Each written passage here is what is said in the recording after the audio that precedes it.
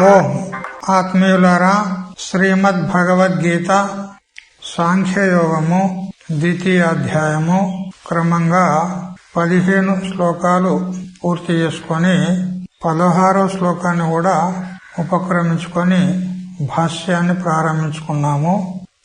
భాష్యం చూడండి మొదటి నుంచి. నాసత ఇతి నాసతో విద్యమానస్య శీతోష్ణాదేహే సకారణస్య నా విద్యతే నాస్తి భావో భవనం అస్థిత. అసత అంటే అవిద్యమానస్య లేనటువంటి ఏవి శీతోష్ణాదేహే ఉపలక్షణంగా సంపూర్ణ ద్వైత ప్రపంచం కూడా అసత్, ఇవి లేనివే అయి ఉన్నాయి. కాబట్టి ఆ అసత్ అయినటువంటి శీతోష్ణాదులకు భావము అంటే ఉనికి, అస్తిత్వము అనేది లేదు. శీతోష్ణాదులు అసత్ అయినప్పటికీ కూడా వాటికి కారణమైనటువంటి అవిద్య ఉంటుంది కదా. మరి అవిద్య ఉన్నప్పుడు మరి శీతోష్ణాదులు మళ్లీ కలిగేందుకు అవకాశం ఉంటుందే కదా.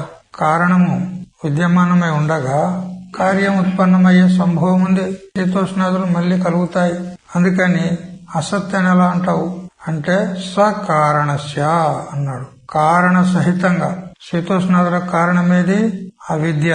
అవిద్య సహితంగా శీతోష్ణాదులు అంటే కారణ సహితంగా కార్యం సంపూర్ణంగా అసత్తే, దానికి ఉనికి లేదు, అస్తిత్వం లేదు. నహి శీతోష్ణాది సకారణం ప్రమాణై నిరూప్యమానం వస్తు సంభవతి. అయితే శీతోష్ణాదులు కారణ సహితంగా ప్రమాణముల చేత నిరూపితం అవుతాయి కదా. ప్రత్యక్ష సిద్ధం ఉన్నది ఈ ప్రపంచము. మరి కార్యం దృష్ట్యా కారణానుమాన అనేటువంటి ఈ శేషవత్ అనుమానం చేత, అనుమానం 3 ప్రకారాలుగా ఉంటుంది. పూర్వవత్, శేషవత్, సామాన్యతో దృష్ట. శేషవత్ అంటే కార్యం దృష్ట్యా కారణానుమాన, నదీ వృద్ధిం దృష్ట్యా వర్షానుమాన. ప్రస్తుతం మనం ఉన్న చోట వర్షం లేదు, కానీ ఉన్నట్టుండి నది ఉప్పొంగి వస్తుంది. ఏమని చెప్తాం మనము? ఎక్కడో వర్షం పడింది అని వర్షాన్ని అనుమానం చేస్తామా లేదా? అదే విధంగా ఈ దృశ్యమాన ప్రపంచమంతా మనకు ప్రత్యక్ష ప్రమాణం చేత సిద్ధమై ఉండగా ఇది లేదని ఎట్లా అంటావు? దీనికి ఉనికి లేదు, అస్తిత్వం లేదని ఎట్లా అంటావు అని అంటే, ఈ ప్రత్యక్షాది ప్రమాణాల చేత ఈ దృశ్యమాన జగత్తును ఉన్నది అని సిద్ధి చేయడానికి రాదు. ఎందుకంటే ప్రత్యక్షాది ప్రమాణాలు కూడా ద్వైతంలోనే అంతర్భూతమై ఉన్నాయి. ప్రత్యక్ష, అనుమాన, ఉపమాన, శబ్ద, అర్థపత్తి, అనుపలబ్ధి అనే ప్రమాణాలు ఎక్కడున్నాయి? ఇవి ద్వైతంలోనే ఉన్నాయి. ఆ ద్వైతమే లేదని మేము చెప్తున్నాం. ఆ ప్రమాణాలు కూడా అస్తిత్వం లేదు. ప్రమాతాచ ప్రమాణంచ ప్రమేయం ప్రమితిష్ఠత యస్య ప్రసాద సిద్ధ్యంతే తత్సిద్ధే కిమపేక్షతే అని వార్తీకారులు చెప్పిన ప్రకారంగా ప్రమాత, ప్రమాణము, ప్రమేయం ఇవన్నీ కూడా ద్వైతంలోనే ఉన్నాయి. కాబట్టి వాటి చేత ద్వైత ప్రపంచాన్ని నిరూపించడానికి పోతే అవి వస్తు స్థితి కలిగి ఉన్నవి, సద్రూపం ఉన్నవి అని ఎలా నిర్ణయం చేయగలుగుతావు? ఒకవేళ వ్యవహారిక సత్తలో నిరూపించవచ్చు. వ్యవహారిక దశలో ఈ ప్రమాణాలన్నీ కూడా ఉపయుక్తములున్నాయి. కానీ పారమార్థిక దృష్టితో ఈ ప్రమాణాలు కూడా అప్రమాణికంలే, అవి కూడా అప్రమాణం అయిపోతాయి. ఎందుకనంటే ఈ ప్రపంచం అసత్ అని మేము ఏ దృష్టితో చెప్తున్నాము? పారమార్థిక దృష్టితో చెప్తున్నాం, వ్యవహారిక దృష్టితో కాదు. వ్యవహారిక దృష్టితో మేము కూడా స్వీకరిస్తున్నాము ప్రపంచానికి కారణమైనటువంటి అజ్ఞానాన్ని. వ్యవహారిక దృష్టితో ఉంది. అభిప్రాయం ఏమిటి అని అంటే పారమార్థిక దృష్టితో అసత్ లేదు. అందుకని ఈ ప్రత్యక్షాది ప్రమాణాలు పారమార్థిక దృష్టితో ఈ ప్రపంచాన్ని సత్తున్నాయని సిద్ధి చేయజాలవు. ఎందుకంటే అవి కూడా ద్వైతాంతర్భూతంలే. కాబట్టి ద్వైత ప్రపంచం యొక్క అంతర్భూతంలే ఈ ప్రత్యక్షాది ప్రమాణాలు కూడా. ఎందుకు సిద్ధి చేయలేవు అని అంటే భాష్యకారులు స్వయంగా చెప్తున్నాడు. వికారో హి సహా, నువ్వు ఏ ప్రపంచాన్ని అయితే సిద్ధి చేయబోతున్నావో ఇది సత్ అని, అది వికారి ఉన్నది. వికారం అంటే కార్యం. ఏదేది కార్యం ఉంటుందో అది అనిత్యం ఉంటది. యద్యత్ కార్యం తత్తత్ అనిత్యం. ఏదేది కార్యం ఉంటుందో అది అనిత్యమే ఉంటది. ఎందుకు? కార్యానికి ప్రాగభావం ఉంటుంది, ప్రధ్వంసోభావం ఉంటుంది. కార్యోత్పత్తి కంటే పూర్వము కార్యం ఉండదు, ప్రధ్వంసమైన తర్వాత కార్యం ఉండదు. ప్రాగభావ ప్రధ్వంసోభావాలకు ప్రతియోగి ఉంటుంది కాబట్టి అది నిత్యము ఉండదు. ప్రాగభావ ప్రధ్వంసోభావ ప్రతియోగిత్వం అనిత్యత్వం.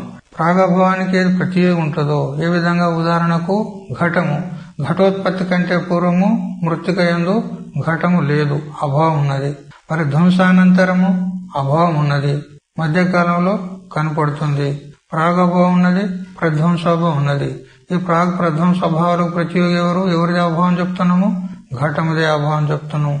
ఘటము ఆ అభావాలకు ప్రతియోగి అనబడుతుంది. ఏది ప్రాగభావ ప్రధ్వంసభావాలకు ప్రతియోగి ఉంటుందో అది అనిత్యం ఉంటది. అందుకని వికారోహి సహా ఈ దృశ్య ప్రపంచమంతా, శీతోష్ణాదులు మొదలుకొని సంపూర్ణ ప్రపంచమంతా కూడా వికారం ఉన్నది. అందుకని అనిత్యం ఉన్నది, అది సత్ అనడానికి వీల్లేదు. మరియు వికారహాచ వ్యభిచారతి, వికారం ఏది ఉంటుందో అది వ్యభిచారి ఉంటుంది. ఒకప్పుడు ఉంటుంది, ఒకప్పుడు లేకుండా పోతుంది. పూర్వం లేకుండే ఇప్పుడు ఉంది, ముందు లేకుండా పోతుంది. వ్యభిచారి ఉన్నది. వ్యభిచారం అంటే కహీ హోవే కహీ నా హోవే, సో వ్యభిచార్ కయ్యే హై. వ్యభిచారం యొక్క లక్షణం ఒకప్పుడు ఉండి ఒకప్పుడు లేకుండా పోయేదానికి ఏమంటాము? వ్యభిచారి అంటాము. ఒక దేశంలో ఉండి మరొక దేశంలో లేదు, ఒక కాలంలో ఉండి మరొక కాలంలో ఉండదు. ఇట్లాంటి దానికి వ్యభిచారి అంటాం. ఈ కార్యం కూడా ద్వైత ప్రపంచమంతా కూడా ఇది వ్యభిచారి ఉన్నది. ప్రాగభావానికి ప్రతియోగి ఉన్నది, ప్రధ్వంసభావానికి ప్రతియోగి ఉన్నది.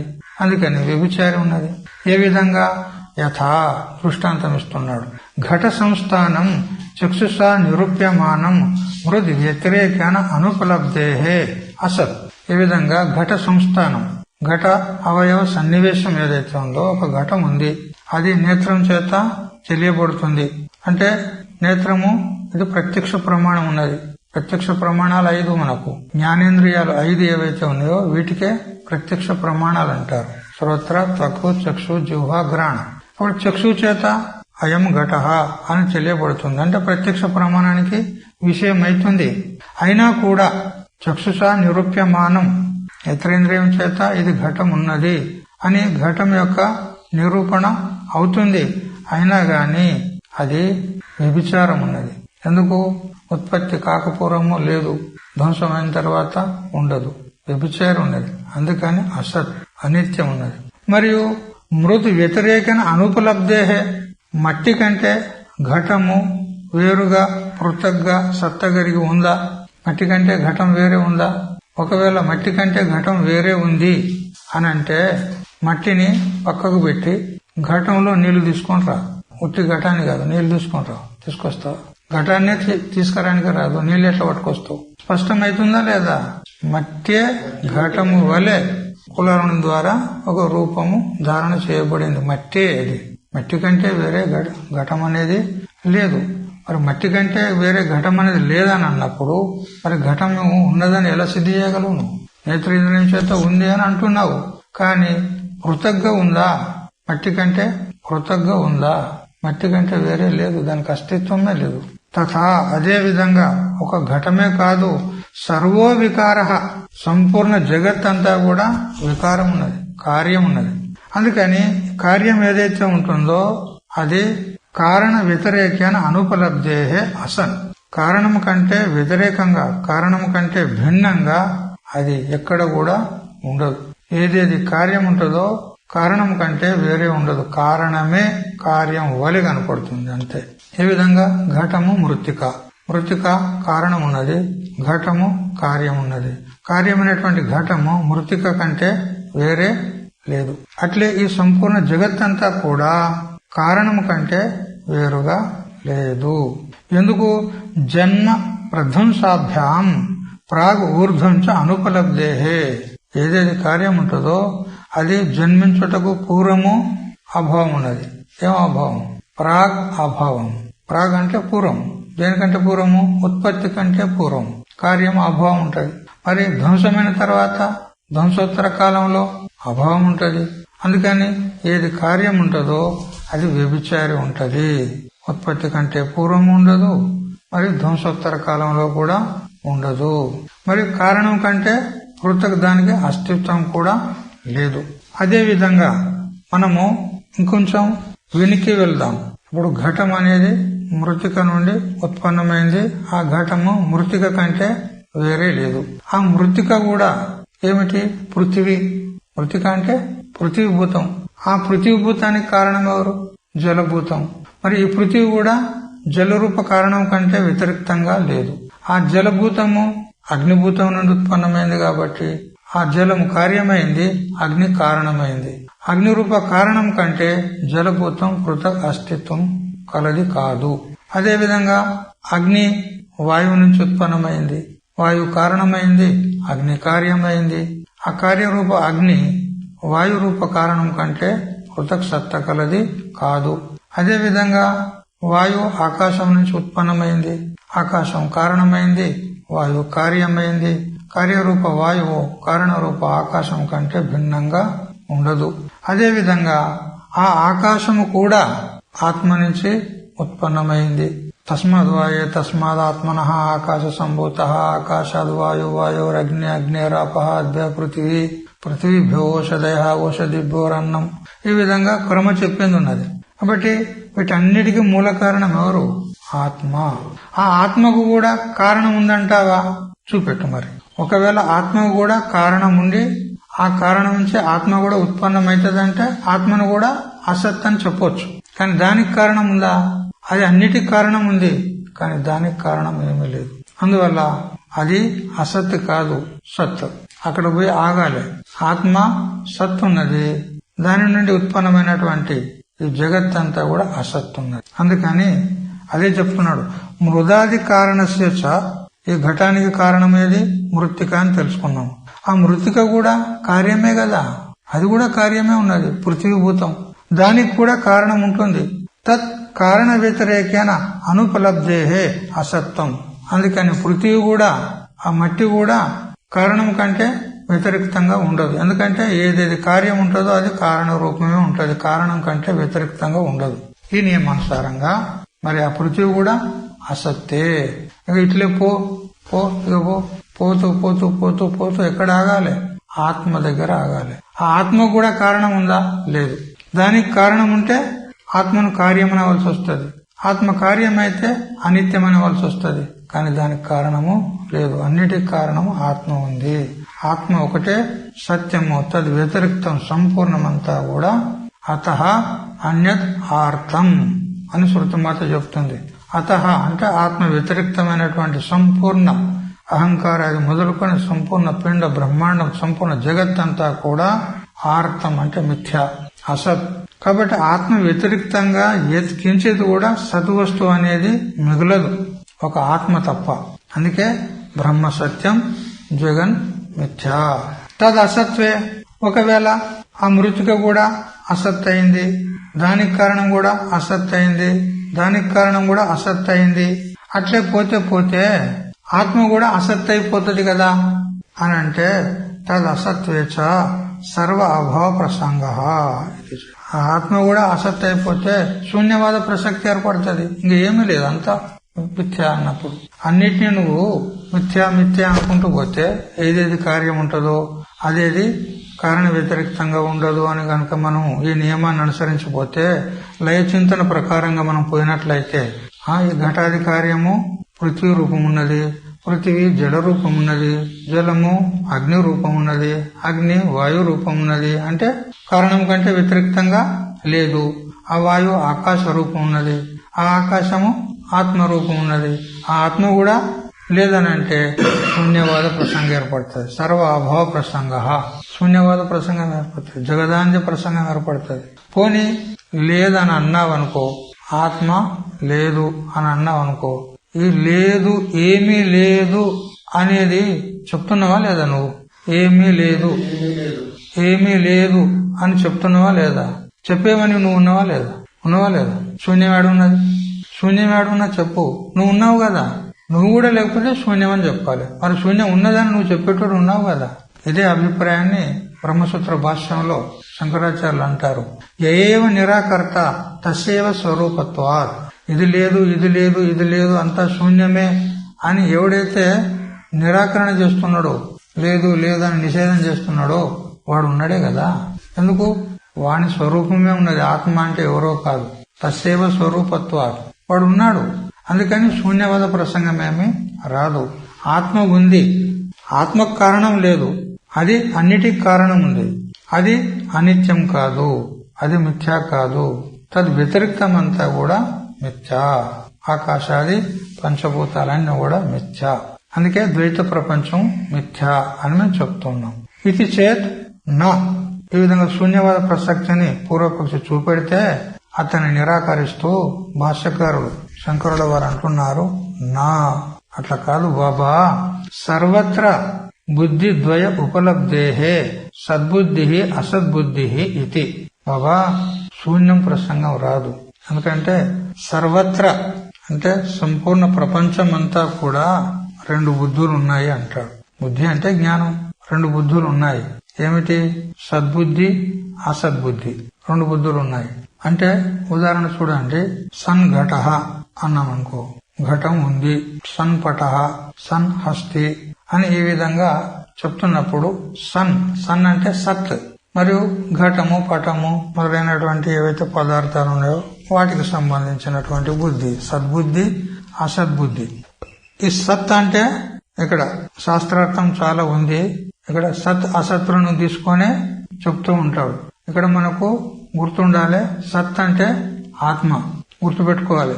ఆత్మ అని శబ్ద ప్రయోగం చేయడు, సత్ అంటాడు. సత్ అంటే ఆత్మ. ఎందుకు? సత్ అంటే త్రైకాలిక అబాధ్యత్వం, సత్యత్వం. మూడు కాలాల్లో ఏది ఉంటుందో అది సద్రూపం ఉన్నది.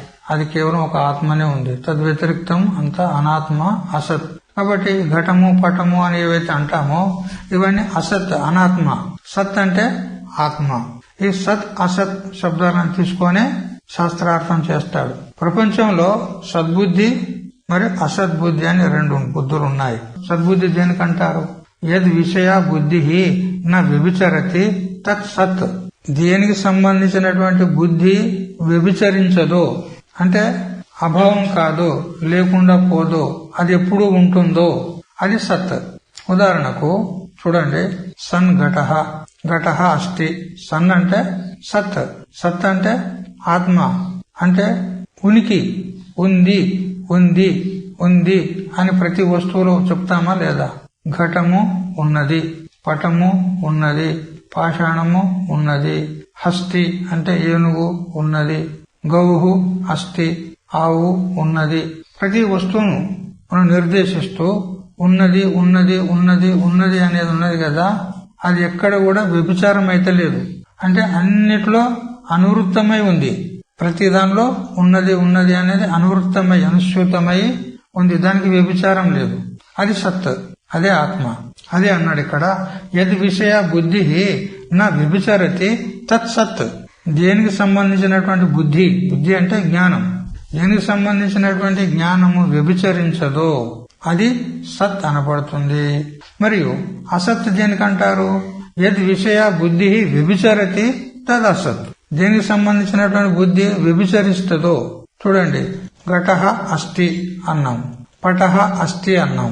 అస్థి అస్థి అనేది రెండిట్లో అనుసృతం ఉంది. ఘటంలో ఉంది, పటంలో ఉంది. కానీ ఘటం పటంలో ఉందా, పటం ఘటంలో ఉందా? ఘటం అన్నప్పుడు పటం ఉన్నదా? లేదు. పటం అంటే వస్త్రం. పటం అన్నప్పుడు ఘటం లేదు. ఈ రెండు వ్యభిచారం ఉన్నాయి, ఒకదాని యందు ఒకటి లేవు. కానీ అస్థి అనేది రెండిట్లో అనుసృతమైనది. ఇట్లా సంపూర్ణ ప్రపంచం అంతా తీసుకో, ప్రతి వస్తువు కూడా ఉన్నది ఉన్నది ఉన్నది ఉన్నది అనేది అంతటా ఉన్నది. ఇది ఎక్కడ వ్యభిచారం లేదు. అందుకని ఇది అస్థి అనేది, సన్ అనేది అవ్యభిచరితమై ఉన్నది, అంతటా అనుసృతమై ఉన్నది. కాబట్టి ఈ సత్ అనేది, సన్ అనేది, అస్థి అనేది, ఉనికి అనేది అది ఎల్లప్పుడూ ఉంటుంది. అది సద్బుద్ధి. ఇక ఘటంలో పటం లేదు, పటంలో పాషాణం లేదు, ఇవి వ్యభిచారం ఉన్నాయి. అంతటా అనుసృతమే వస్తలేదు. ఘటం అనేది అంతటా వస్తుందా? పటం అన్నప్పుడు ఘటం లేకుండా పోయింది, ఘటం అన్నప్పుడు పటం లేకుండా పోయింది. ఇవి ఏదో ఒకసారి మాత్రమే అవి ఉల్లేఖించబడుతున్నాయి. ఘటం అన్నప్పుడు ఘటమే ఉల్లేఖించబడుతుంది, పటం ఉల్లేఖించబడనులే. పటం నందు ఘటం యొక్క అభావం ఉన్నది, ఘటం నందు పటం యొక్క అభావం ఉన్నది. పరస్పరము వ్యతిరేకం ఉన్నాయి, పరస్పరం ఒకదాని యందు ఒకటి అభావం ఉన్నాయి. అందువల్ల ఈ ఘటాది బుద్ధి ఏదైతే ఉందో అది అసత్తు, మరి సద్బుద్ధి ఏదైతే ఉందో అది సత్. అందుకని ఏ బుద్ధి అయితే ఎప్పుడు వ్యభిచరించదో తది సత్, ఏ బుద్ధి అయితే వ్యభిచారం కలిగి ఉంటుందో అది అసత్. సన్ పట, సన్ ఘట అని అన్నప్పుడు సన్ అనేది వ్యభిచరించడం లే, కానీ ఘటపటాదులు వ్యభిచరిస్తున్నాయి. అందుకని అవ్యభిచరితమైంది సత్, మరి వ్యభిచారి ఏదైతే ఉంటుందో అది అసత్ అని తెలుసుకోవాలి. ఇది సదసద్ విభాగే బుద్ధితంత్రే స్థితే సర్వత్ర దే బుద్ధి సర్వైః ఉపలభ్యతే సమానాధికరణే. ఈ విధంగా ఈ సద్బుద్ధి అసద్బుద్ధి బుద్ధి తంత్రంలో ఉన్నది, బుద్ధి అధీనంలో ఉన్నాయి. ఉన్నది అనేది కూడా ఏ విధంగా నువ్వు అంటున్నావు? బుద్ధి చేతనే కదా, బుద్ధి అధీనంలో ఉంది. లేదనేది కూడా బుద్ధి అధీనంలో ఉన్నది. ఈ సత్ అసత్తు రెండు కూడా సదసద్ విభాగే, ఇది సత్ అని ఇది అసత్ అని నువ్వు ఎలా చేయగలుగుతున్నావు? బుద్ధి చేతనే కదా. అందుకని బుద్ధి తంత్రే, ఇవి రెండు బుద్ధి అధీనంలో ఉన్నాయి. బుద్ధి తంత్రే స్థితే సర్వత్ర దే బుద్ధి. అందుకని అంతటా కూడా రెండు బుద్ధులు ఉన్నాయి, ఒకటి అసద్బుద్ధి ఒకటి సద్బుద్ధి. అంటే ఒకటి సత్యము ఒకటి అసత్యము అని చెప్పడం జరుగుతుంది. ఇది నీవే చెప్తున్నావా? సద్బుద్ధి అసద్బుద్ధి రెండు బుద్ధులు ఉన్నాయి, ఈ సదసద్ వివేకం బుద్ధి అధీనంలో ఉంది అని నీవే చెప్తున్నావా అంటే నేను ఒక్కనే చెప్పడం కాదు, సర్వలోక ప్రసిద్ధము, సర్వైః ఉపలభ్యతే. నీకు నాకు అందరికీ అనుభవం ఉన్నది. మరియు సమానాధికరణ ప్రతీతి ఉంది. అయం ఘటః లేదా సన్ ఘటః అని అన్నామనుకో, అక్కడ సమానాధికరణ్యం చేత సద్బుద్ధి అసద్బుద్ధి ప్రతీతి అవుతున్నాయి. సమానాధికరణం దేనికంటారు? ఏక విభక్తికత్వం సమానాధికరణత్వం రాసుకోవాలి. ఏ విధంగా సన్ ఘటః అన్నప్పుడు ఈ సత్శబ్దం యొక్క ప్రథమా విభక్తి ఏకవచనం, మరి ఘటః అనేది కూడా ప్రథమా విభక్తి ఏకవచనం, రెండు కూడా ఏక విభక్తికములు ఉన్నాయి. సన్ అనేది కూడా ప్రథమ విభక్తి, ఘటః అనేది ప్రథమ విభక్తి, ఏక విభక్తికములు ఉన్నాయి. అందుకని సమానాధికరణ్యం అంటాం. లేదా భిన్న ప్రవృత్తి నిమిత్తానాం శబ్దానాం ఏకస్మిన్ అర్థే వృత్తి సమానాధికరణ్యం అని ఇదొక లక్షణం ఉంది. అంటే రెండు పదాలైతే ఉన్నాయి, ఆ రెండు పదాలకు స్వతంత్రమైనటువంటి అర్థాలు ఉన్నాయి. ఏ విధంగా నీలో ఘటః అన్నామనుకో, నీల అంటే నలుపు, నలుపు వర్ణం, ఘటం అంటే కుండ. ఈ రెండు శబ్దాలకు అర్థాలు భిన్న భిన్నంగా ఉన్నాయా లేదా? రంగు అంటే కుండనా, కుండ అంటే రంగా? కాదు కదా, భిన్న అర్థాలు ఉన్నాయి. కానీ నీలో ఘటః అని ఏక విభక్తిక ప్రయోగం జరిగినప్పుడు అక్కడ ఒకే అర్థాన్ని చెప్తున్నాయి. రెండు లేవు. ఇప్పుడు నీలో ఘటః అంటున్నప్పుడు నల్ల కుండ అన్నప్పుడు ఇక్కడ రెండు వస్తువులు ఉన్నాయా? వస్తువులు ఎన్ని ఉన్నాయి? ఒకటే వస్తువుని విషయం చేస్తుంది, ఒకటే అర్థాన్ని విషయం చేస్తున్నది. అంటే భిన్న ప్రవృత్తి కలిగినటువంటి రెండు శబ్దాలు ఎప్పుడైతే ఒకే అర్థాన్ని బోధిస్తాయో అప్పుడు అక్కడ అది సమానాధికరణ్యం అంటారు. నీలోత్పలం, నీలఘటః ఇత్యాది. అట్లా ఇక్కడ సన్ ఘటః అంటున్నప్పుడు కూడా ఎట్టున్నది? ప్రథమ విభక్తులు ఉన్నాయి. అందుకని సమానాధికరణ్య ప్రతీతి చేత సద్బుద్ధి అసద్బుద్ధి రెండు కూడా సర్వైః ఉపలభ్యతే, అందరి చేత కూడా ఇది ప్రతీతి అవుతుంది. సద్బుద్ధి అసద్బుద్ధి రెండు బుద్ధులు ఉన్నాయని ఎందుకు చెప్తున్నాడు? ఇదంతా సత్ అనేది ఎప్పుడు ఉంటుంది, అసద్బుద్ధి లేదు. అంటే ఇప్పుడు ఘటము చోట మనం సంపూర్ణ ప్రపంచాన్ని తీసుకోవాలి. సన్ ఘటః అన్నప్పుడు సత్ అనేది ఆత్మ, ఘట అనేది అనాత్మ, సంపూర్ణ అనాత్మని తీసుకోవాలి ఉపలక్షణంగా. సంపూర్ణ ద్వైత ప్రపంచం అసత్ అని సిద్ధి చేసేది ఉన్నది ఇక్కడ. ఎందుకంటే శ్లోకంలో ఏం చెప్పినాడు? నాసతో విద్యతే భావః, అసత్తునకు ఉనికి ఉండదు. ఈ సంపూర్ణ శీతోష్ణాది ద్వైత ప్రపంచమంతా కూడా అసత్, దానికి ఉనికి లేదు అంటే మిథ్యా. ఏది సత్తున్నదో ఆత్మ, దానికి అభావం లేదు అంటే ఎల్లప్పుడూ ఉంటుంది అని. ఇట్లా ఎప్పుడైతే మనం విచారం చేస్తామో ఇక శీతోష్ణాదులు కలిగినా కూడా వాటిని మనము తాదాత్మ్యం చేత స్వీకరించాం. ఎందుకంటే ఉనికే లేదు దానికి, ఏది లేనే లేదో అది నన్ను ఏం చేస్తుంది? శీతోష్ణాలను ఈ ప్రకారంగా కూడా సహించవలసి ఉంటుంది అని ప్రకారాంతరం చేత చెప్తున్నాడు భగవంతుడు. ఇంతకు పూర్వమేమో ఆగమాపాయనో నిత్యాహ తాం తితిక్షస్వ భారత అన్నాడు. అవి వచ్చిపోయేటి ఉన్నాయి, ఆగమాపాయి ఉన్నాయి కాబట్టి వాటిని సహించు. అవి ఎప్పటికీ ఉండవు, వస్తాయి పోతాయి, సహించు, అవి స్వాభావికములు ఉన్నాయి అని చెప్పినాడు. ఇక్కడనేమో అవి మిథ్యనే ఉన్నాయి. మొత్తం మిథ్య అయినటువంటి వస్తువు యొక్క గుణదోషాల చేత సద్వస్తువు దూషితమైతుందా? ఎత్ర యద్ అధ్యాస తత్కృతేన దోషేన గుణేన వా అనుమాత్రేణ అపి నా సంబధ్యతే అని అధ్యాస భాష్యంలో బ్రహ్మసూత్ర భాష్యంలో శంకరుల వారు అంటారు. ఏది దేని యందు అధ్యస్థమై ఉంటుందో ఆ అధ్యస్థ వస్తువు యొక్క గుణదోషాల చేత అధిష్టానానికి ఏమీ హాని లేదు, లాభము లేదు. నహి ఉషర భూమి స్నేహేన పంకీకర్తం శక్యతే మరీచ్యుదకం అనంటూ గీతా భాష్యంలోనే 13వ అధ్యాయంలో 2వ శ్లోకానికి భాష్యం రాస్తూ చెప్పినాడు శంకరుల వారే స్వయంగా. ఎండమావుల్లో కనపడేటువంటి జలము ఆ ఉషర భూమిని తడుపజాలునా? తడుపుతుందా? తడుపదు. ఎందుకు? మిథ్యా వస్తువు యొక్క గుణదోషాల చేత అధిష్టానం దూషితం కాదు. ఆరోపితం నాశ్రయ దూషకం భవేత్ కదాపి మూఢైః మతి దోష దూషితైః నార్ద్రీకరోత్యూషర భూమి భాగం మరీచికా వారి మహాప్రవాహ. శంకరుల వారి వివేక చూడమని 499వ శ్లోకంలో చెప్తాడు. 3 జనులు ఆరోపిస్తారు. ఆరోపించినంత మాత్రాన అధిష్టానానికి ఏమి హాని లేదు. ఏ విధంగా అంటే మరీచిక దృష్టాంతం ఇస్తున్నాడు. ఉషర భూమిని ఆ ఎండమావుల్లో కనపడేటువంటి ఆ జలము తడపజాలునా? తడపదు. అందువల్ల ఈ ద్వైత ప్రపంచమంతా కూడా అసత్, మిథ్య, ఆరోపితము, కల్పితమున్నది. ఆ కల్పితమైనటువంటి ఈ శీతోష్ణాదుల చేత నీకు ఏం హాని కలిగేది ఉన్నది? అధిష్టాన చైతన్యం ఉన్నావు, నువ్వు ఆత్మ ఉన్నావు, బ్రహ్మ ఉన్నావు. అవి నేనేం చేస్తాయి? అందుకని వాటిని ఇవి మిథ్యా ఉన్నాయి, మరీచికల వలె అని నిశ్చయించుకొని నువ్వు వాటిని సహించు అని చెప్తున్నాడు. ఇక్కడ చివరికి అదే చెప్తాడు. భాష్యాన్ని ముగిస్తూ అర్జునునికి అదే చెప్తాడు. మరీచికల వల్ల ఇవి మిథ్యా ఉన్నాయని భావించి, ఇవి తుచ్చములున్నాయని భావించి వాటిని నువ్వు సహించు అంటాడు. సరే, ఇంకా చాలా ఉంది భాష్యము, శాస్త్రార్థం ఉంది, పూర్వపక్షం ఉత్తరపక్షం విస్తారంగా ఉంది. అయితే ఇప్పుడు జరిగినంత భాష్యానికి యథామతిగా ఆయనంత కాడికి ఆనందగిరి టీకా చూద్దాం. అధికార విశేషణే తితిక్షుత్వే హేతువంతర పరత్వేన ఉత్తర శ్లోకం అవతారయతి ఇతః చ ఇతి. శంకరాచార్యుల వారు 16వ శ్లోకానికి అవతారిక రూపంలో భాష్యం రాసినాడు. ఇతః చ శోకమోహౌ అకృత్వా శీతోష్ణాది సహనం యుక్తం. ఇంకా ఈ కారణం చేత కూడా శోకమోహాలకు హేతు అయినటువంటి శీతోష్ణాదులను సహించుట యుక్తము అన్నాడు. శీతోష్ణాదులు శోకమోహాలకు హేతువులున్నాయి. ఆ శీతోష్ణాదులను ఈ కారణం చేత కూడా సహించుట యుక్తము అని కారణాంతరం చెప్తున్నాడు. వేరే కారణం చేత కూడా సహించవలను అని చెప్తూ ఉన్నాడు. ఇతః చ అన్నాడు కదా, ఇత శబ్దార్థమేవ స్ఫుటయతి యస్మాదితి.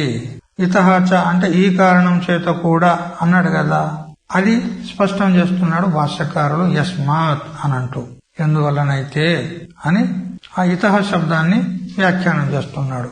యతః సీతాదేహే శోకాది హేతోః అనాత్మనః నాస్తి వస్తుత్వం.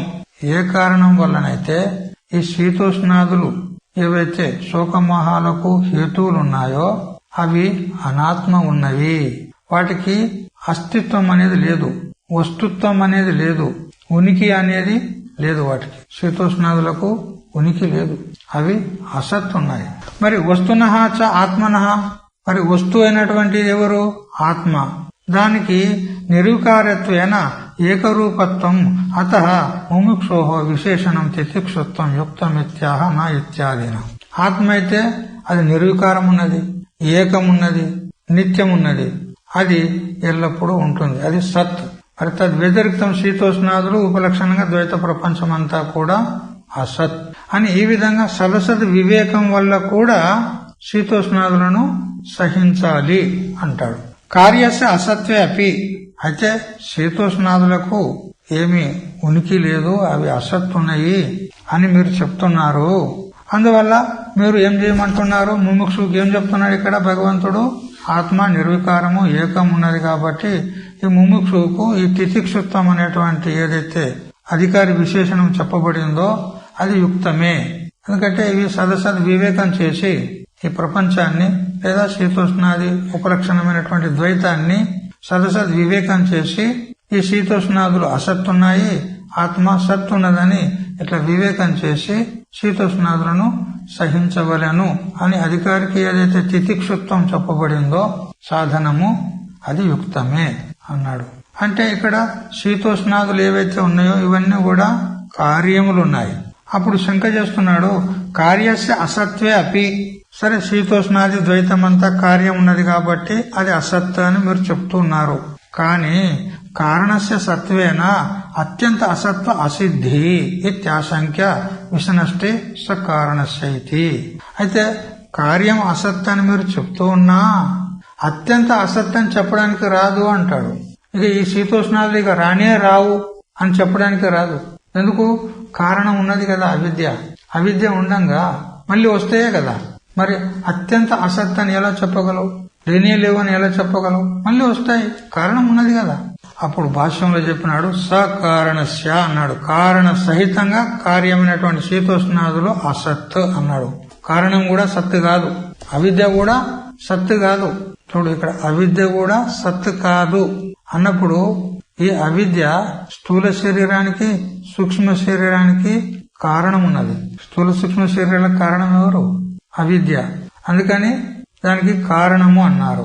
మరి జ్ఞానం చేత నశించిపోతుంది కాబట్టి జ్ఞానం అజ్ఞానసేవ నివర్తకత్వాత్ జ్ఞానేనతు తదజ్ఞానం ఏషాం నాశితమాత్మనః అని చెప్పిన ప్రకారంగా జ్ఞానం చేత అజ్ఞానము అవిద్య నష్టమైపోతుంది కాబట్టి అది శీర్యతే ఇది శరీర నశించిపోతుంది కాబట్టి శరీరం అన్నాం. స్థూల సూక్ష్మాలకు కారణం కాబట్టి కారణం అన్నాం. కారణ శరీరము ఎవరు? అజ్ఞానం, అవిద్య. కారణమైనటువంటి అవిద్య కూడా అసత్తే అన్నప్పుడు ఇక్కడ ఏం చెప్పినట్లయింది? కారణ శరీరం కూడా అసత్తే. కానీ దానికి అధిష్టానమైనటువంటి నీవు, సాక్షివైనటువంటి నీవు సద్రూపుడు ఉన్నావు అని ఇక్కడ కారణ శరీరం నుండి కూడా ఆత్మను వివేకం చేస్తున్నాడు భగవంతుడు. పరోక్ష రీతి చేత స్పష్టంగా చెప్పలే ఇది కారణ శరీర వివేకము అని చెప్పలే, అయినా గాని వివేకం అవుతుంది. ఇక్కడ కార్యస్య అసత్వే అపి కారణస్య సత్వేన నా అత్యంత అసత్వ సిద్ధి. కార్యం అసత్వమైనప్పటికీ కూడా కారణం యొక్క సత్వం ఉన్నందువలన ఈ శీతోష్ణాది కార్యాలు అత్యంత అసత్తు అని సిద్ధించదు అని పూర్వపక్షం. అంటే సకారణస్య అంటే కారణ సహితంగా శీతోష్ణాదులు అసత్ మిథ్య అని చెప్పినాడు. నా అసతః ఇది ఉపాదాయ పునః నకారానుకర్షణం అన్వయార్థం. అయితే భాష్యంలో భాష్య పంక్తిని చూస్తే అక్కడ నా అసతః అని మొదలు ప్రారంభించున్నాడు. ప్రారంభించి సకారణస్య నా విద్యతే నాస్తి అని చెప్పినాడు. మళ్ళా నకారం తీసుకున్నాడు. ఎందుకు నకారం మళ్ళీ తీసుకున్నాడు అని అంటే అన్వయం కోసం. అంటే ఈ శీతోష్ణాదులు కారణ సహితంగా నా విద్యతే అంటే నాస్తి ఇత్యర్థ, అవి లేనే లేవు అని చెప్పి అన్వయం చేయడానికి నకారం తీసుకున్నాడు మళ్ళీ. అంతే, దానికి ఏమీ అర్థం లేదు, కేవలం అన్వయం కోసం తీసుకున్నాడు. అసతః శూన్యస్య అస్తిత్వ ప్రసంగ అభావాద్ అప్రసక్త ప్రతిషేధ ప్రసక్తి ఇది ఆశంక్య ఆహ నహీతి. అయితే ఈ శీతోష్ణాదులు గాని వాటికి కారణమైనటువంటి అజ్ఞానం అవిద్య ఏదైతే ఉందో ఇవి అంతా అసత్ అన్నావు కదా. అసత్ అంటే లేదు, శూన్యం. అసతః శూన్యస్య అస్తిత్వ ప్రసంగ అభావాత్ అసద్రూపమైనటువంటి ఈ శూన్యమునకు అస్తిత్వమే లేదు కదా. వాటికి అస్తిత్వమే లేదని నువ్వు శుద్ధి చేస్తున్నావు. అసత్ అంటున్నావు. అసత్ అన్నప్పుడు వాటికి అస్తిత్వమే లేదు. ఎప్పుడైతే అవి శూన్యమైపోయాయో వాటికి భావము అనేది లేనే లేదు, ఉనికి అనేది లేనే లేదు. శూన్యస్య అస్తిత్వ ప్రసంగ అభావాత్ వాటికి ఉనికి అనేది లేనే లేకపోతే వాటిని ఎలా నిషేధం చేస్తున్నావు నువ్వు? ఆ ప్రసక్త ప్రతిషేధ ప్రసక్తి. ప్రసక్తం లేనటువంటి ఉనికి లేనటువంటి వాటిని నువ్వు నిషేధం చేస్తున్నావు. ఎట్లా చేస్తావు నువ్వు? వంద్యాసుతుడు ఉన్నాడా? ఎవరికైనా కనిపించాడా? ఏ యుగంలోనైనా ఏ కాలంలోనైనా ఏ మనిషికైనా ఎవరికైనా కనిపించాడా? లేడు, అసత్. అటువంటి వాడు చనిపోయాడు అని శబ్ద ప్రయోగం చేయొచ్చా? వంద్యాసుతుడు చనిపోయాడు, వాని దినవారాలకు పోయొచ్చునా అంటాడా ఎవడన్నా? వంద్యాసుతుడు చనిపోయాడయ్యా, వాని దినవారాలకు పోయొచ్చునా అని అంటాడు ఎవడన్నా? వాడు లేనే లేడు, వాడు ఎట్లా చేస్తాడప్ప? ఇక్కడ మీరు కూడా ఏమంటున్నారు, ఈ శీతోష్ణాది కార్యము, దానికి కారణమైనటువంటి అవిద్య, ఇవి అత్యంత అసత్ అని చెప్తున్నావు. అంటే వాటికి ఉనికే లేదు, అస్తిత్వమే లేదు. మరి లేని దాన్ని ఎట్లా నిషేధం చేస్తున్నావు నువ్వు? ఏదైనా నిషేధం చేయాలంటే ఉన్నదాన్నే నిషేధం చేయవలసి వస్తుంది. ఇప్పుడు ఎదురుగా ఇక్కడ ఘటం ఉన్నది, ఘటః అస్తి అంటున్నాం. ఇంకో ఆయన వచ్చాడు, ఆ ఘటాన్ని తీసుకుపోయిన తర్వాత ఇప్పుడు ఏమంటాం, ఘటః నాస్తి, ఘటము లేదంటున్నాం.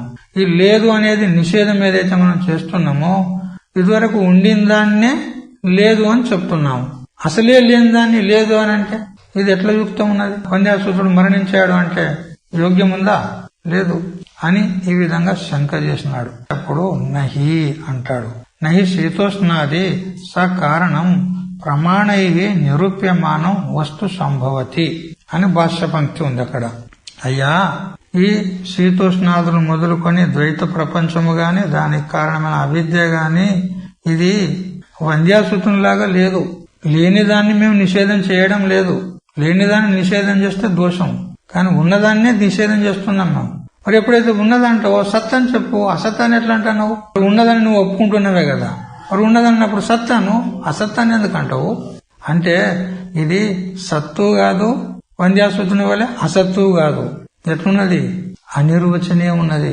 సత్సే విలక్షణ్ బాధయోగ్యో, అసత్సే విలక్షణ్ స్వరూపవాన్. దీనికే అనిర్వచనీయం అంటారు.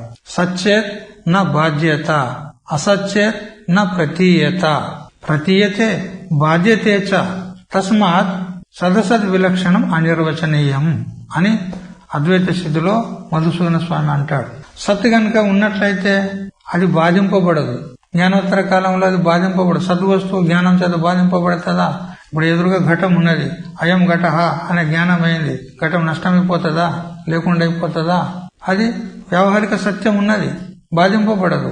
కానీ రజ్జు యందు సర్పం ప్రతీతి అయిందనుకో, అధిష్టాన జ్ఞానం అయిన తర్వాత అప్పుడు నాయం సర్పః అని నిషేధింపబడుతుంది, బాధింపబడుతుంది. ఎందుకు? అది సత్తు కాదు కాబట్టి. సర్పము సత్యం కాదు కాబట్టి జ్ఞానం చేత బాధింపబడుతుంది. పోనీ అసత్తు వంద్యాసుతుని వల్ల ఉన్నదా? ఆ సర్పము వంద్యాసుతుడు ఎవడికి కనపడతాడు, కానీ ఇది కనపడింది కదా, భయపడుతున్నాడు కదా, పరిగెత్తాడు కదా, పండిరిగినాయి కదా, పడితే లేదంటావా? పూర్తిగా ఉంది, కనపడుతుంది, కానీ సత్యం కాదు. అసత్ అంటావా వంద్యాసుతుని వలె? అట్లా కాదు. అందుకని ఇది ఎట్లున్నది? సత్ కంటే విలక్షణం ఉన్నది, అసత్ కంటే విలక్షణం ఉన్నది. అందుకని దీనికి ఏమనాలి? అనిర్వచనీయము. అంటే నిర్వక్తం నా శక్యతే ఇది అనిర్వచనీయ. నిర్వచించి చెప్పడానికి రాదు. ఏమని? ఇది సత్ అని కూడా నిర్వచించి చెప్పడానికి రాదు, ఇది అసత్ అని కూడా నిర్వచించి చెప్పడానికి రాదు. మరి ఏమున్నది? సత్ కంటే విలక్షణం ఉంది. సత్ కంటే విలక్షణం అంటే అసత్ కాదు. ఇది సత్ విలక్షణం అంటే బాధ యోగ్యము, అంటే బాధింపబడుటకు యోగ్యం ఉంది, జ్ఞానం చేత బాధ అయిపోతుంది. మరి అసత్ కంటే విలక్షణం ఉన్నది అంటే సత్రూప ఆత్మవలే కాదు, స్వరూపం గలది ఉన్నది. సద్ విలక్షణం బాధయోగ్యం, అసద్ విలక్షణం స్వరూపయోగ్యం. అందువల్ల ఇది లేదు అని చెప్తున్నాం. వాస్తవంగా ఉందా? లేదు. మరి పూర్తిగా వందాశుద్ధంలాగా కనపడకుంటూ ఉన్నదా? అట్లా లేదు. అందుకని ఉన్నది. ఎట్లా ఉన్నది? వ్యవహారిక సత్త చేత ఉంది, లేదా ప్రాతిభాషిక సత్త చేత ఉంది. దృష్టి సృష్టివాదానుసారంగా రెండే సత్తలు, పారమార్థిక సత్తా, ప్రాతిభాషిక సత్తా. సృష్టి దృష్టివాదానుసారంగా 3 సత్తలు, పారమార్థిక సత్తా, వ్యవహారిక సత్తా మరియు ప్రాతిభాషిక సత్తా. అయితే సృష్టి దృష్టివాదానుసారంగా విచారం చేస్తే ఈ ప్రపంచము వ్యవహారిక సత్త గలది. దృష్టి సృష్టివాదానుసారంగా విచారం చేస్తే ఈ ప్రపంచము ప్రాతిభాషిక సత్త గలది. అందులో దృష్టి సృష్టివాదమే శ్రేష్టము. సృష్టి దృష్టివాదము ఇది కనిష్టాధికారుల కోసం చెప్పింది, మందాధికారుల కోసం చెప్తున్నది. కాబట్టి ఈ ప్రపంచము ఏదైతే ఉందో, అంటే ఇక్కడ శీతోష్ణాదులను తీసుకొని చర్చ జరుగుతుంది. శీతోష్ణాదులు అంటే ఉపలక్షణంగా సంపూర్ణ ద్వైతం అని తీసుకోవాలి. ఇదంతా కూడా పూర్తిగా ఇది లేనే లేదు అని చెప్పడానికి రాదు. ఉన్నది కాబట్టి మేము నిషేధం చేస్తున్నాం. శూన్యం కాదు, ఇది ఉన్నదనే నిషేధం చేస్తున్నాం. అయితే ప్రత్యక్షాది ప్రమాణాల చేత సిద్ధం ఉన్నది. ఈ ప్రపంచం ప్రత్యక్షం కనపడుతున్నది. ఈ దేహాదులు, ఈ ఘటాదులు, ఈ ప్రపంచము ప్రత్యక్షాది ప్రమాణాల చేత కనపడుతుంది. అయినా గాని ఈ ప్రత్యక్షాది ప్రమాణాల చేత ఇది పారమార్థిక సత్త గలది అని నిరూపించడానికి రాదు. మరి లేదా ఉంది, ఎట్లా ఉంది? వ్యవహారిక సత్తలో ఉంది త్రిసత్తానుసారంగా, లేదా ద్విసత్తానుసారంగా చూస్తే ప్రాతిభాషికం ఉంది. ఎట్లనైనా విచారించు, కానీ ఇది సత్ కాదు. ఇది చెప్పేది ఉంది. ఉంది ప్రపంచం, శీతోష్ణాదులు ఉన్నాయి, లేదని అంటలేము, కానీ సత్ కాదు, పారమార్థిక సత్తు కాదు, ఆత్మ వలే అని చెప్పేది ఉంది ఇక్కడ. అదే చెప్పినాడు భాష్య పంక్తిలో, నహి శీతోష్ణాది స్వకారణం, కారణ సహితంగా శీతోష్ణాదులు ఏవైతే ఉన్నాయో ఇవి ప్రమాణై నిరూప్యమానం, ప్రత్యక్షాది ప్రమాణాల చేత నిరూపించుటకు యోగ్యములు ఉన్నాయి. కానీ నహి వస్తు సంభవతి, కానీ పారమార్థిక దృష్టితో ఇవి వస్తువులు కావు, అవస్తువులే, అసత్తులే, మిథ్యా. అందుకని ఉన్నవి కాబట్టే మేము నిషేధం చేస్తున్నాం, పారమార్థిక సత్యములు కావు అని చెప్తున్నాం. ప్రత్యక్షాది ప్రమాణాలు వ్యవహారిక పదార్థాలను నిరూపించగలవు, కానీ ప్రత్యక్షాది ప్రమాణాలు కూడా ద్వైతంలోనే ఉన్నాయి కాబట్టి అవే పారమార్థికములు కాకపోతే ద్వైత ప్రపంచాన్ని పారమార్థికములను ఎలా నిరూపించగలవు? అందుకని ఈ ద్వైత ప్రపంచము ప్రత్యక్షాది ప్రమాణాలకు గోచరమైనప్పటికీ కూడా వస్తువు కాదు, సత్యము కాదు, పారమార్థికం కాదు. అందుకని మేము అసత్ అని చెప్తూ ఉన్నాం. ఇక్కడ అనుమాన ప్రయోగం చేస్తున్నాడు ఆనందగిరుల వారు. విమతం అతాత్వికం. విమతం అంటే శీతోష్ణాదులు ఏవైతే ఉన్నాయో ఇవి అతాత్వికములు ఉన్నాయి. తాత్వికములు అంటే యథార్థములు, యథార్థములు కావు. ఎందుకు? అప్రామాణికత్వాతో, ఇవి ప్రామాణికములు కావు, ఇవి యథార్థం ఉన్నది అనేటువంటి ప్రమాణం ఏమీ లేదు. ఈ శీతోష్ణాదులు వాటికి కారణమైనటువంటి అజ్ఞానము గాని అవిద్య గాని ఇవి పారమార్థికములు, సద్రూపములు అని నిరూపించడానికి ప్రమాణమేమీ లేదు. వ్యవహారిక ప్రమాణాలు ఉన్నాయి, వ్యవహారిక సత్త లోపల వాటిని సిద్ధి చేయవచ్చు, కానీ పారమార్థికములు ఉన్నాయని చెప్పడానికి ప్రమాణం లేదు. అందుకని విమతం అతాత్వికం అంటే విరుద్ధ అభిప్రాయానికి విషయం లేనటువంటి శీతోష్ణాదులు. విరుద్ధాభిప్రాయానికి విషయాలు ఎందుకైనాయి అంటే శీతోష్ణాదులు ద్వైతవాది సత్యం అంటాడు, అద్వైతవాది మిథ్య అంటాడు, వివాదానికి విషయం ఉన్నాయి కదా. అందుకని విమతం అని చెప్తూ శీతోష్ణాదులు ఏవైతే ఉన్నాయో అవి అతాత్వికములు, అవి తాత్వికములు కావు అంటే యథార్థములు కావు అంటే మిథ్యా. ఎందుకు? అప్రామాణికత్వాత్, వాటికి ప్రమాణం ఏమీ లేదు, అవి సత్యములు, పారమార్థికములు అని నిరూపించడానికి ఏం ప్రమాణం లేదు. ఏ విధంగా? దృష్టాంతం చెప్పు. రజ్జు సర్పాదివత్, రజ్జు సర్పాదుల వలె. రజ్జు యందు సర్పము, సుప్తి యందు రజతము, ఉసర భూమి యందు మృగజలము, మరి స్వప్న ప్రపంచము, ఇవన్నీ కూడా అతాత్వికములు ఉన్నాయి, మిథ్యా ఉన్నాయి. వాటి వలనే ఈ శీతోష్ణాదులు మరి కారణమైనటువంటి అవిద్య కూడా అతాత్వికములే అని అనుమాన ప్రమాణం చేత నిరూపిస్తూ, నహి ధర్మిగ్రాహకస్య ప్రత్యక్షాదేహే తత్వ ఆవేదకం ప్రామాణ్యం కల్పతే. ఈ ధర్మిగ్రాహకం, ధర్మి ఎవరు? శీతోష్ణాదులు. ఈ శీతోష్ణాలను గ్రహించేటువంటి ప్రత్యక్షాది ప్రమాణాలు ఏవైతే ఉన్నాయో అవి ఈ శీతోష్ణాది ద్వైత ప్రపంచం నందు తాత్వికత్వమును నిరూపించడానికి నహి కల్పతే అంటే అసమర్థములు, పారమార్థికములు అని నిరూపించడానికి ఈ ప్రత్యక్షాది ప్రమాణాలకు సామర్థ్యం లేదు. ఎందుకు? విషయస్య దుర్నిరూపత్వాత్. ఆ శీతోష్ణాది విషయాలు ఇవి పారమార్థికములను నిరూపించడానికి రాదు కాబట్టి అతః, అందువల్ల మరి ఏమిటి ఈ శీతోష్ణాదులు అంటే అనిర్వాచ్యం అన్నాడు. అనిర్వచనీయం ఉన్నాయి ఇవి అంటే మిథ్యా ఉన్నాయి. సత్ అసత్ రెండిటికంటే విలక్షణం ఉన్నాయి. ఎందుకు? సత్ కంటే విలక్షణం ఎందుకని చెప్పావు? అవి జ్ఞానం చేత బాధ అయిపోతాయి. బాధ అంటే మిథ్యత్వ నిశ్చయానికి బాధ అంటారు. జ్ఞానం చేత బాధ అయిపోతాయి అంటే మిథ్యత్వ నిశ్చయం అయిపోతాయి. ఇవి మిథ్యా, ఇవి లేవు అని సిద్ధమవుతుంది. అసత్ కంటే విలక్షణం ఎందుకన్నాము? స్వరూపం గలవి ఉన్నందువలన. సత్సే విలక్షణ్ బాధయోగ్యు, అసత్సే విలక్షణ్ స్వరూపవాన్. అందుకని అనిర్వచనీయములు అని చెప్పుకున్నాం. ఏదయ్యా ఈ అనిర్వచనీయం అంటే శీతోష్ణాదుల చేత ఉపలక్షితమైనటువంటి సంపూర్ణ ద్వైతం ఇత్యర్థః. ఈ ద్వైత ప్రపంచమంతా కూడా మిథ్యా, అసత్తు అని చెప్పడం జరిగింది. తర్వాత శంకాకారుడు అంటాడు, స్వామీజీ కథం పునః అధ్యక్షాది విషయస్య శీతోష్ణాది ద్వైతస్య దుర్నిరూపత్వేన అనిర్వచ్యత్వం. స్వామీజీ, ఈ శీతోష్ణాది ద్వైతం ఏదైతే ఉందో అధ్యక్షం అంటే ఇక్కడ అధ్యక్షుడు అంటే సంస్థకు అధ్యక్షుడు అని అర్థం కాదు. ఇక్కడ అధ్యక్షం అంటే ప్రత్యక్ష ప్రమాణం. ఈ శ్రోత్రాది ఇంద్రియాలు ఉన్నాయి కదా, ఇవి అధ్యక్ష ప్రమాణములు అంటే ప్రత్యక్ష ప్రమాణములు. అంటే ఈ అధ్యక్షాది అంటే ప్రత్యక్షాది ప్రమాణముల చేత నిరూపించుటకు యోగ్యమైనటువంటి శీతోష్ణాది ద్వైతం ఏదైతే ఉందో అది పారమార్థికంగా నిరూపించడానికి రాదు. అందువల్ల ఇవి అనిర్వాచ్యములు అని మీరు ఏ విధంగా అంటున్నారు, ఏ హేతు చేత అంటున్నారు అని శంకాకారుడు అంటే తత్ర ఆహ వికారోహితి అని భాష్యకారులు భాష్యంలో చెప్పినాడు. వికారములున్నాయి నాయన అంటాడు. ఈ శీతోష్ణాదులు వికారం అంటే కార్యం ఉన్నది.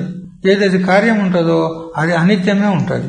ఎందుకు? జాతస్య ధ్రువ మృత్యు, ఇది నియమం ఉన్నది, అబాధిత నియమం, శిలాశాసనం ఉన్నది. దీన్ని ఎవడు కూడా నిరాకరించడానికి రాదు. ఏది కార్యం ఉంటుందో అది అనిత్యం ఉంటుంది, ఏది పుడుతుందో అది చస్తది, అంతే. ఏది ప్రాగభావానికి ప్రధ్వంసభావానికి ప్రతియోగి ఉంటుందో అది అనిత్యమే ఉంటుంది. అందుకని వికారోహి సహా అని భాష్యంలో చెప్పినాడు. అది వికారం ఉన్నదయ్యా, వికారం ఉన్నది. వికారం ఏదైతే ఉంటో కార్యం ఉన్నది, కార్యం సత్యం ఎట్లయితుంది? అందుకని మేము నిరూపించడానికి రాదు, అనిర్వచనీయములు ఉన్నాయి అని చెప్పినాము. మళ్ళీ ఇక్కడ ఒక అనుమాన ప్రమాణం ప్రయోగం చేస్తున్నాడు ఆనందగిరుల వారు. తతః విమతం అంటే కారణ సహిత ఈ శీతోష్ణాది ద్వైత ప్రపంచం ఏదైతే ఉందో మిథ్యా. ఈ ద్వైత ప్రపంచం సత్యము అని పూర్వవాది అంటున్నాడు, అసత్యమని సిద్ధాంతి అంటున్నాడు. మరి ఇది వివాదానికి విషయం ఉన్నది కాబట్టి విమతం, ఈ శీతోష్ణాది ద్వైత ప్రపంచము మిథ్యా, ఇది మిథ్యా ఉన్నది. ఎందుకు? ఆగమాపాయిత్వాత్, ఇది వచ్చిపోయేది ఉన్నది. ఆది యందు లేదు, అంతమునందు లేదు, మధ్యలో కనపడుతున్నది. ఇట్లా కనపడి మళ్ళీ పోతుంది. ఆదావంతేచ యన్నాస్తి వర్తమానేపి తత్తథా వితత సదృశా సంతః అవితత ఇవలక్షితాః అని అంటూ మాండూక్య కారికల్లో శ్రీ గౌడపాదాచార్యులు చెప్తారు. ఆది యందు లేదు, అంతమునందు లేదు, మధ్యలో కనపడి ఉంది. కనపడినంత మాత్రాన అప్పుడు కూడా లేదు, అది కనపడుతున్న కాలంలో కూడా లేదు. ఏ విధంగా? శుక్తి రహితం వలె. శుక్తి యందు ముత్యపు చిప్ప యందు ఆలు చిప్ప యందు వెండి భ్రాంతి అయింది. వెండి కనపడుతుంది, కానీ కనపడుతున్న కాలంలోనన్నా వెండి ఉందా? అక్కడ లేదు. అతడు చూచుటకు పూర్వము లేదు. మరి ఇది మిత్యపు చిప్ప అని తెలుసుకున్న తర్వాత, అధిష్టాన జ్ఞానం అయిన తర్వాత కూడా రజతం అక్కడ లేదు, వెండి లేదు. అక్కడ మధ్యలో కనపడింది భ్రాంతి కాలంలో. అప్పుడు మాత్రమేనా ఉన్నదా? ఉండి కనపడుతుందా? లేక కనపడుతుందా? లేకనే కనపడుతుంది. అంటే వర్తమానంలో కూడా లేదు. అట్లే ఈ దృశ్య ప్రపంచం అంతా కూడా శీతోష్ణాది ద్వైతం అంతా కూడా ఇది ఆది యందు లేదు, అంతమునందు లేదు, మధ్యలో కార్యరూపం చేత కనపడుతుంది. అందువల్ల ఇది ఆగమాపాయి ఉన్నది. ఆగమాపాయిత్వాత్ సంప్రతిపన్నవత్ ఇది అంటే రజ్జు సర్పం వలె అని తెలుసుకోవాలి. ఇది ఫలితమాహ వికారః చ ఇది. అందుకని ఫలితం ఏమిటి? ఇది వికారమున్నది, కార్యమున్నది. ఏది కార్యం ఉంటుందో అది అనిత్యం ఉంటుంది. దీనికి చకారము ఆచార్యులు ఏదైతే చెప్పాడో దాని తాత్పర్యం చెప్తున్నాడు ఆనందగిరుల వారు. వికారః చ వ్యభిచరతి అన్నాడు భాష్యంలో. చకారం చేత భాష్యకారులు శృతి ప్రమాణాన్ని స్మృతికి తెస్తున్నాడు. ఇక్కడ శృతి ప్రమాణం ఏది? వాచారంభణం వికారో నామధేయం వృత్తికేత్యేవ సత్యం అని శృతి ప్రమాణం చాందోగ్యోపనిషత్తు. నామరూపాలు ఏవైతే కనపడుతున్నాయో ఇవి వాచారంభణం మాత్రమే, వాగ్ వ్యవహార పూర్తిగా మాత్రమే ఉన్నాయి. ఇది ఘటము, ఇది కూజ, ఇది ముంత, ఇది మూకుడు అని వాటి యొక్క నామాలు, మరి వాటి యొక్క ఆకార విశేషాలు, నామరూపాలు ఏవైతే ఉన్నాయో అవి కేవలం వాచారంభణం ఉన్నాయి, వాగ్ వ్యవహార పూర్తికే ఉన్నాయి. కానీ వాస్తవం ఏమున్నది అక్కడ? మృత్తికేత్యేవ సత్యం, మృత్తిక ఇతియేవ సత్యం, ఆడ మృత్తికనే సత్యం ఉన్నది, నామరూపాలు మిథ్య అని శృతి ప్రమాణం ఉన్నది. మరి అనుభవం కూడా ఉన్నది. ఏదేది కార్యం ఉంటుందో అది నాశనమైపోతుంది. ఇట్లా అనుభవం ఉన్నది, అటు శృతి ప్రమాణం ఉన్నది. అందుకని ఈ శీతోష్ణాది ద్వైత ప్రపంచము మిథ్యా, అసత్ అని ఇక్కడ చకారం చేత శృతిని కూడా గుర్తు చేస్తున్నాడు ఆచార్యుడు. వాచారంభణ శృతే ద్వైత మిథ్యాత్వే అనుగ్రాహకత్వం దర్శయితం చకారః. వాచారంభణ శృతి అంటే వాచారంభణం వికారో నామధేయం మృతికేత్యేవ సత్యం. మరి అదే విధంగా ఆ శృతి ప్రమాణాన్నే ప్రతిపాద్య విషయంగా విచారించినటువంటి సూత్రం కూడా ఉంది బ్రహ్మసూత్రంలో. తదనన్యత్వం ఆరంభణ శబ్దాదిభ్య 2:1-14 బ్రహ్మసూత్రంలో 2వ అధ్యాయము 1వ పాదము 14వ సూత్రంలో తదనన్యత్వం ఆరంభణ శబ్దాదిభ్య అక్కడ కూడా ఈ శృతినే చక్కగా విచారించాడు. అంటే ఈ నామరూపాత్మకమైనటువంటి ద్వైత ప్రపంచం ఏదైతే ఉందో ఇది మిథ్యా అని సిద్ధి చేసినాడు. అటు శృతి ప్రమాణం ఉన్నది, ఇటు స్మృతి బ్రహ్మసూత్రం చెప్తోంది, మరి అనుభవం ఉంది. ఏదేది కార్యం ఉంటుందో అది మిథ్యా, అది అనిత్యము అని ఈ శీతోష్ణాది ద్వైత ప్రపంచం అంతా అసత్ అని చెప్పడం జరిగింది.